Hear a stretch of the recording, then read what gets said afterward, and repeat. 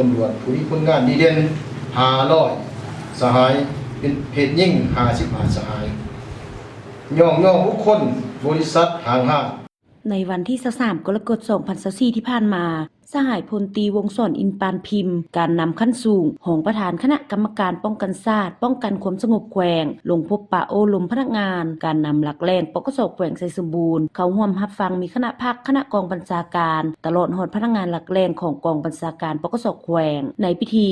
สหายพลจัตวาบัวพันธ์อินทปัญญากรรมการพรรคแขวงเลขาคณะพรรคหัวหน้ากองบัญชาการปกสแขวงไสสมบูรณ์ได้รายงานการชี้นำพาเวียกงานป้องกันความสงบโดยย่อตลอดระยะ6 เดือนต้นปีผ่านมาพนักงานนักคบทุกสหายในแต่ละคันมีความอุ่นเอียงทุนเทียงต่อการชี้นำพาของภาครัฐปฏิบัติมติคำสั่งของคันถึงวางออกอย่างเข้มงวดจึงสามารถญาติมาได้ผลสำเร็จในหลายด้านเฮ็ดให้สังคมมีความเป็นระเบียบเรียบร้อยในระยะผ่านมามีคดีอาญาเกิดขึ้น14เรื่องฆาตกรรม2เรื่องซ่อโกง1เรื่องมีผลเสียหาย12ล้าน3แสนกีบลักทรัพย์5เรื่องของกลางรถจักร4คันเงินกีบ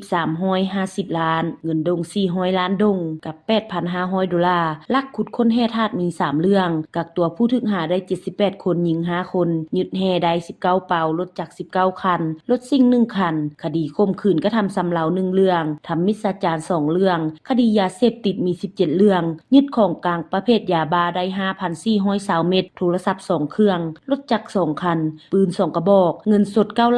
9,879,000 กีบมีคดีอัคคีภัยเกิดขึ้นทั้งหมด5เรื่องมูลค่าเสียหาย10ล้านกีบมีคดีอุบัติเหตุเกิดขึ้นทั้งหมด60รายพาหนะเป้เพ84คันมีผู้ถูกบาดเจ็บ87คนเสียชีวิต8คนหญิง4คนรวมมูลค่าเสียหายทั้งหมด 30,240 ล้านกว่ากีบนอกจากนั้นยังได้หันเอากำลังลงก่อสร้างหักฐานการเมืองพัฒนาชนบทรอบด้านตามทิศ4เนื้อใน4คาดหมาย41โครงการของกระทรวงวางออกติดตามเก็บกำสถิติการหนึ่งติงของพลเมืองสามารถพิมพ์ปึ้มสำโนครัวได้37ครอบครัวออกบัตรประจำตัว774บัตรมีคนต่างประเทศเข้ามาพักเซาทั้งหมด133คนยิง32คนเก็บกู้อาวุธศึกทั่วแขวงได้46กระบอกพร้อมลูกปืน7ลูกปืนแก๊ป25กระบอกเหล่าปืน3เหล่าพร้อมจัดพิธีทำลายสำเร็จจากนั้นสหายเล่งล่อยงสะเจียว่ารองหัวหน้าคณะจัดตั้งแขวงผ่านคำสั่งของเลขาธิการศูนย์การพรรคเลขที่173/คลสพลงวันที่5กรกฎาคม2024ว่าด้วยการคาดคะเนแบ่งความรับผิดชอบของคณะประจำพรรคแต่ละคันและแจ้งการของคณะจัดตั้งศูนย์กลางพรรคเลขที่186/คจสพลงวันที่3กรกฎาคม2024เกี่ยวกับการค้นครัวเลือกเฟ้นกรรมการคณะบริหารงานพรรคสุดปัจจุบันที่มีอายุเกษียณเกินเงื่อนไข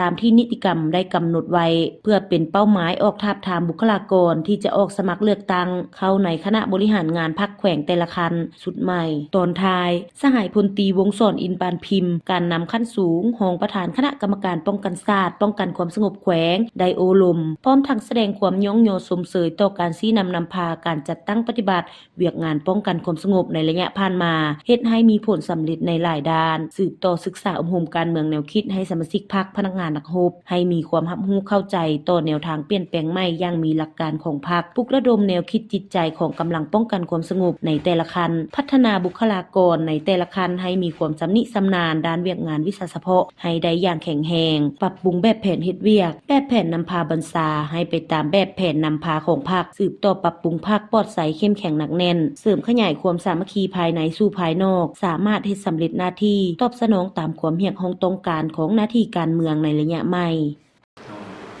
แสดงตัวจริงกันนั่นแหละคันดำในกองประชุมในผู้มีผลงานผู้มีตัวเลขกับผู้มีความหมายตัวนอกกองประชุมในแสดงผ่านมาเขาก็เฮ็ดแล้วแต่ว่าเริ่มแต่นี้เป็นต้นไปผู้ใช้ตู้แหกดึงข้อมูลการ